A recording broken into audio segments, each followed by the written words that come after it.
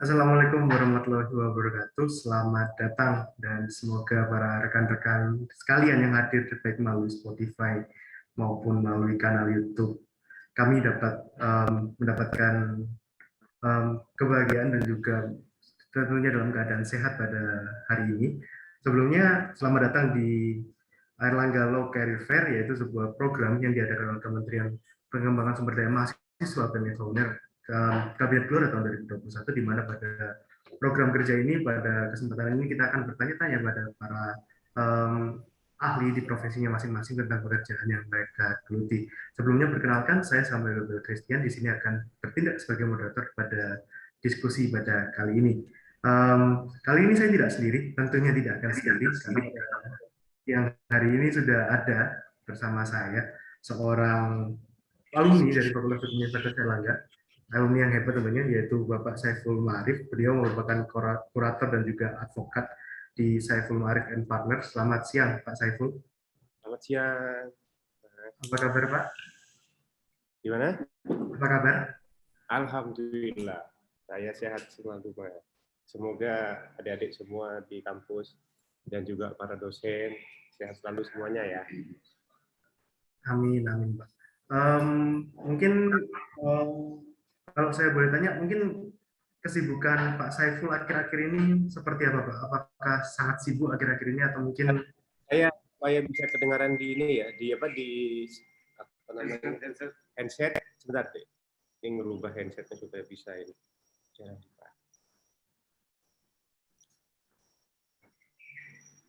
Halo. Ya, Pak, terdengar. Sebentar. Coba panggilin. Sebentar deh. Bukan manggil. Baik, rekan-rekan sekalian, kita bisa tunggu Pak Saiful sebentar ya.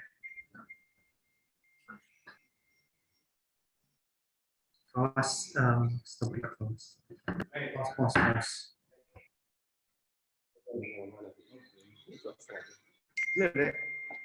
Sebentar deh. Nggak bisa pakai ini.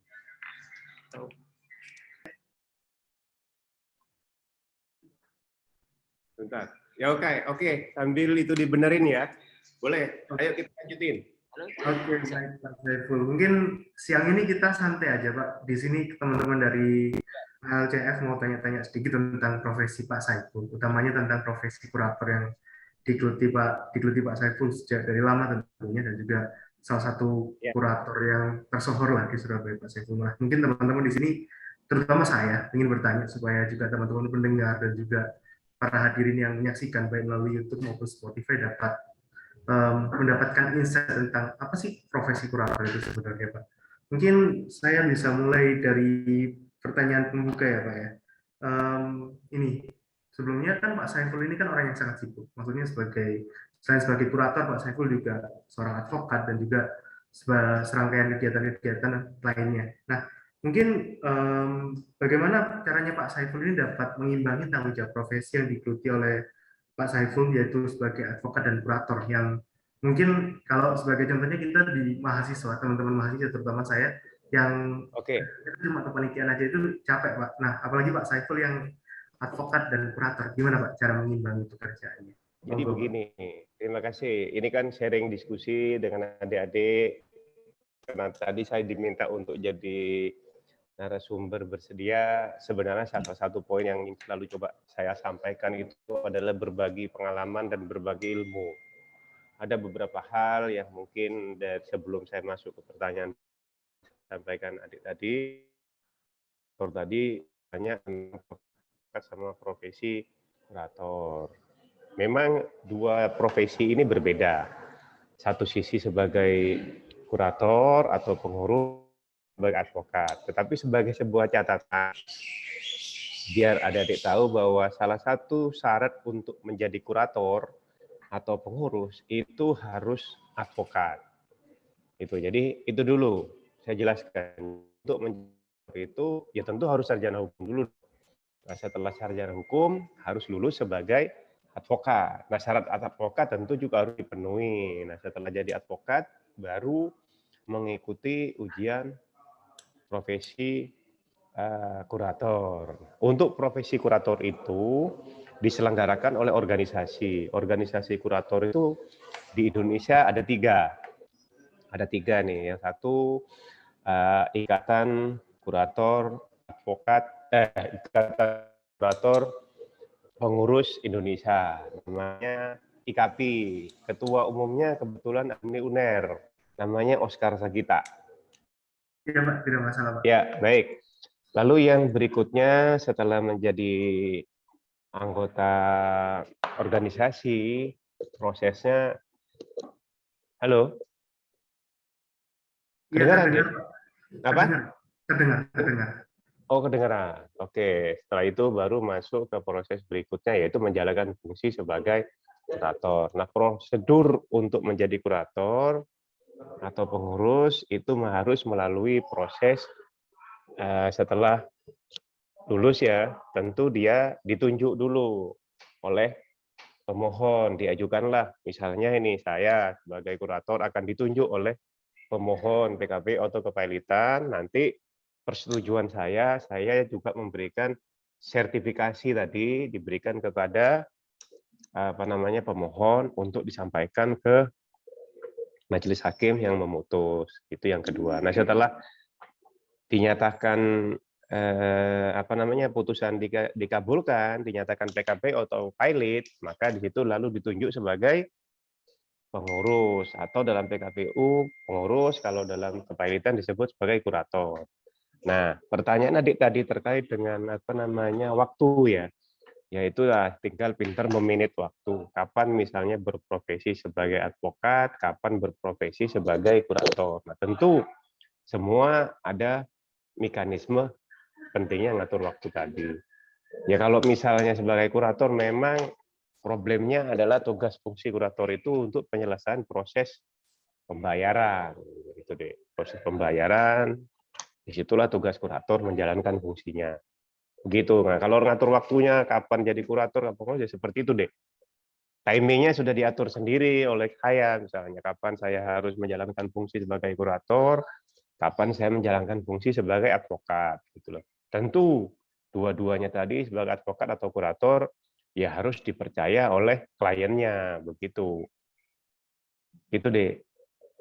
Baik, terima kasih Pak Saiful. Jadi yaitu sekilas tentang profesi kurator dan bagaimana Pak Saiful membagi waktu sebagai advokat dan juga kurator. Nah, mungkin pertanyaannya berikutnya seperti ini Pak.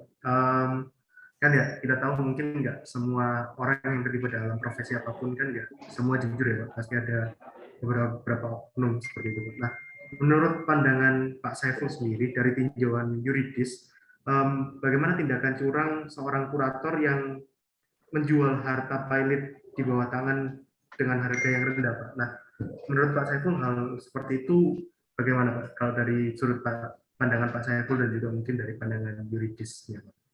Ya begini, prosedur menjual aset itu ada mekanismenya. Menjual di bawah tangan itu ada tahapan-tahapannya, gitu deh. Tentu prosedurnya adalah jadi penjualan aset itu standar utamanya satu. Jadi tugas kurator ini karena sudah menjual itu adalah tugas kurator deh. Tugas kurator itu harus mengajukan appraisal aset. Jadi sebelum dilakukan pelelangan itu dinilai dulu berapa harganya. Itu bahasa gampangnya buat adik-adik di appraisal dulu. Nah, kemudian kalau sudah di appraisal di situ sudah tercantum harga yang sudah bisa dilakukan prosedur lelang, semua sudah ada. Jadi kapan, bagaimana mekanismenya, nah itu semua. Nah kalau misalnya mau dijual di bawah tangan tadi, ada komitmen untuk di bawah tangan, tahapannya prosesnya juga harus dilalui sebelumnya. Ya tadi itu harus dilakukan proses pelelangan. Lelang sekali, 2 kali tidak ada, tentu nanti sebelum masuk dijual di bawah tangan harus diappraisal kembali. Bisa juga kadang-kadang tidak appraisal, tapi standarnya proses jual beli itu tidak bisa dijual di bawah nilai appraisal, gitu deh. Nah, kalau dilakukan di bawah itu atau di bawah tangan, nah itu yang saya tidak bisa nilai, itu sudah Namanya kurator itu salah satu hal yang harus dipenuhi memiliki integritas. Integritas itu harus bisa dipertanggungjawabkan. Nah, bisa dipertanggungjawabkan itu begini, secara hukum, tetapi juga bisa dipertanggungjawabkan secara moral. Kalau sudah menyangkut moral itu, nanti di pertanggungjawabannya juga dari segi agama. Gitu. Nah, kalau misalnya ternyata dibuat di batangan atau prosedurnya salah, tentu dia harus berhadapan dengan risiko.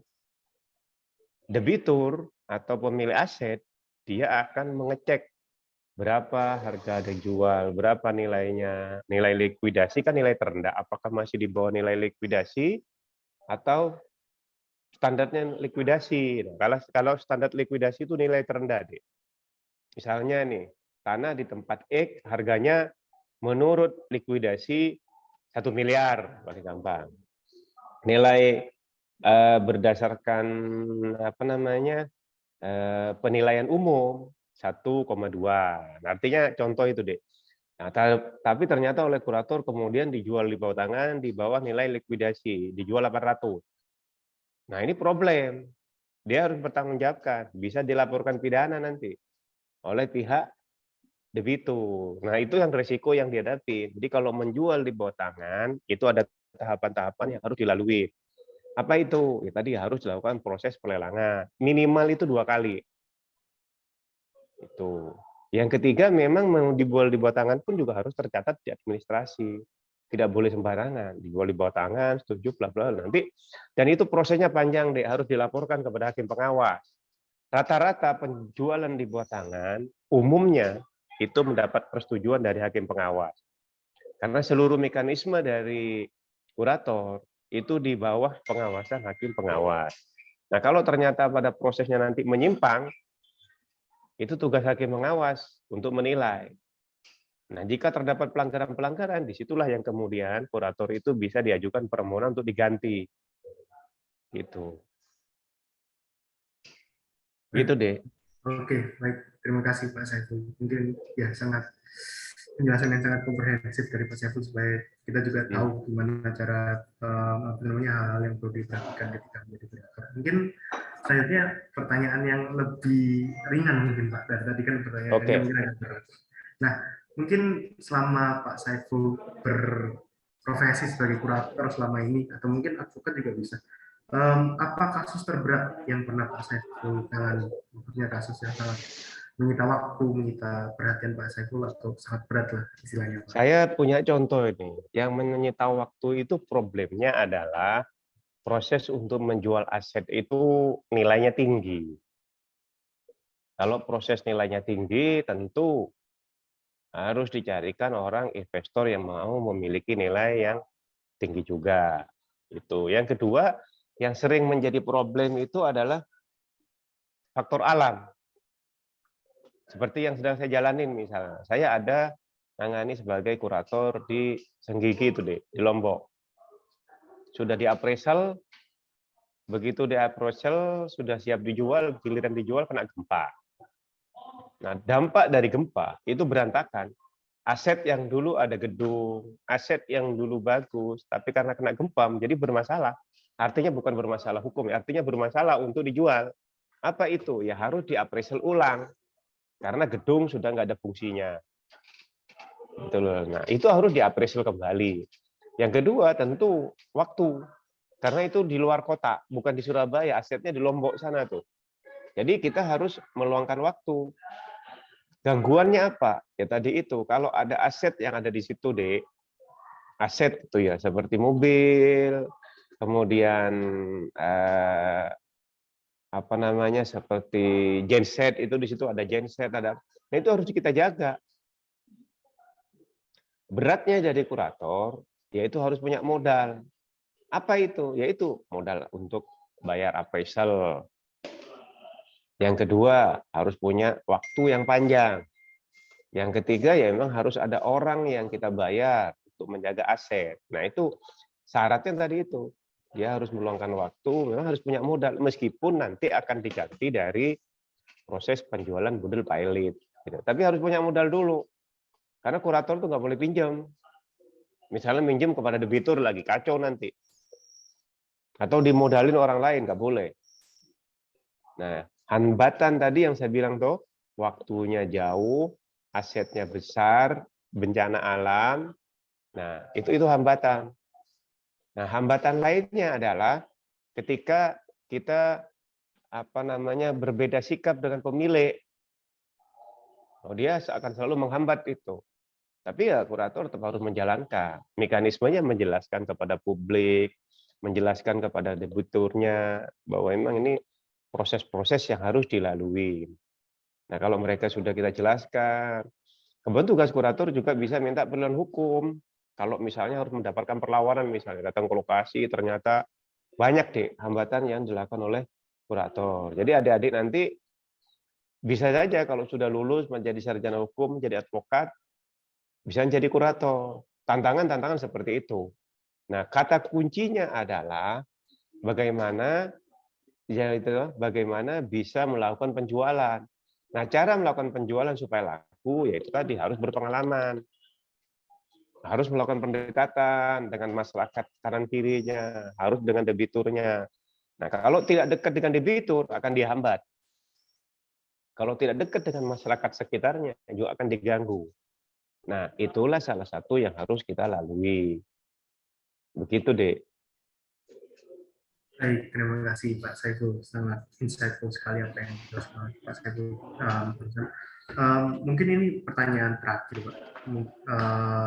Kan di era sekarang ini kan banyak banget perusahaan-perusahaan startup, perusahaan-perusahaan rintisan. Nah, apakah proses penanganan keparitan suatu startup itu sama seperti penanganan pada umumnya, Pak? Atau ada perbedaan-perbedaan khusus? Mungkin dari yang pernah Pak Saiful tangani atau mungkin pernah Pak Saiful pelajari atau dengar, seperti Ya itu. gini, ada sebuah mekanisme zaman kayak sekarang seperti yang adik sampaikan tadi, ada satu hal yang harus dipikirkan terkait problem pandemi ini. Problem pandemi ini bukan hanya mengganggu bisnis, Dek, tetapi juga mengganggu tugas dan usaha dari para kurator. Kenapa? Ya faktornya tadi, untuk menjual aset sulit, karena sekarang banyak kegiatan-kegiatan yang tidak mendukung, sehingga kadang-kadang investor belum mau.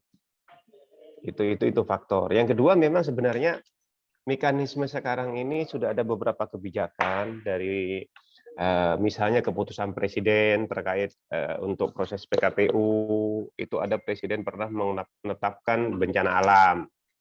Nah, terkait dengan proses PKPU seringkali muncul di zaman seperti sekarang, begitu tidak mampu melakukan pembayaran langsung diajukan PKPU atau pilot, seringkali dinilai oleh majelis hakim. Sejak kapan dia tidak mampu melakukan pembayaran? Kata kuncinya satu, Dek. Kalau masalahnya misalnya muncul atau kemampuan tidak bayar sebelum masa pandemi, maka permohonan itu akan dikabulkan. Tetapi kalau problem ketidakmampuan bayar itu adalah karena problem pandemi, maka akan dilakukan pemeriksaan terkait kemampuan keuangannya bagaimana, mekanisme prosedur atau apa yang dilakukan. Kalau ternyata dia memiliki kemampuan untuk, maka seringkali permohonan itu ditolak atau apa yang diajukan restrukturisasi oleh debitur itu disetujuin, gitu deh, begitu. Hah? Nggak apa-apa, lo terusin aja. Ya, bentar. Berarti nggak apa-apa ya?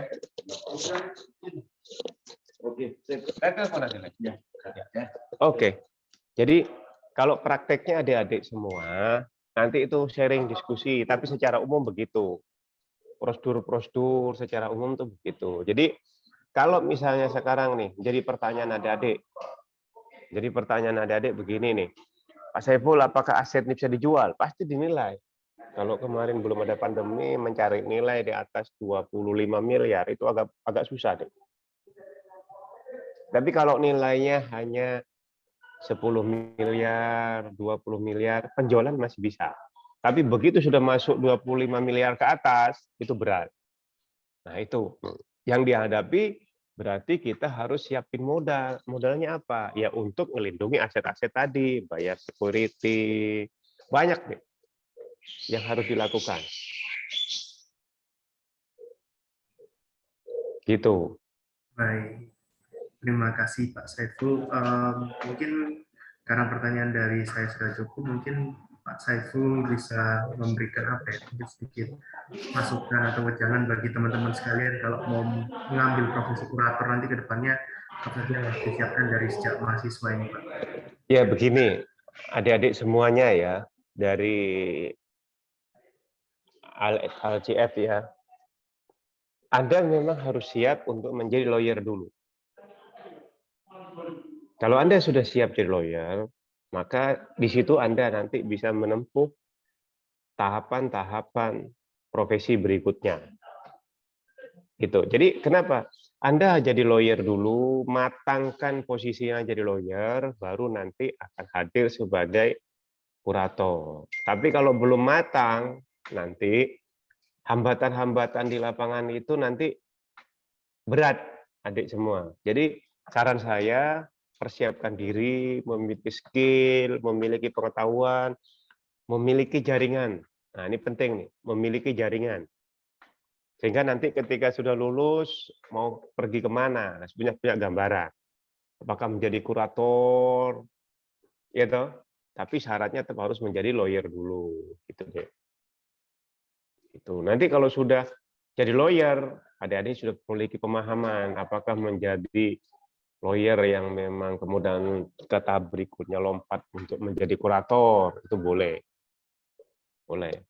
Jadi persiapkan pengetahuan dulu ya, tak ulang lagi, persiapkan pengetahuan, persiapkan apa namanya jaringan, memiliki keberanian untuk mengambil sikap, belajar memimpin sebuah problem. Karena kurator itu memimpin begitu banyaknya problem, deh. Salah satu misalnya ya, ketika ditunjuk sebagai kurator, di situ ada pabrik. Nah, di pabrik itu ada berapa banyak karyawan. Itu yang harus kita hadapi, begitu banyak tantangan. Karyawan yang minta apa namanya gajinya, karyawan yang minta apa namanya dana pensiunnya, banyak sekali yang diminta.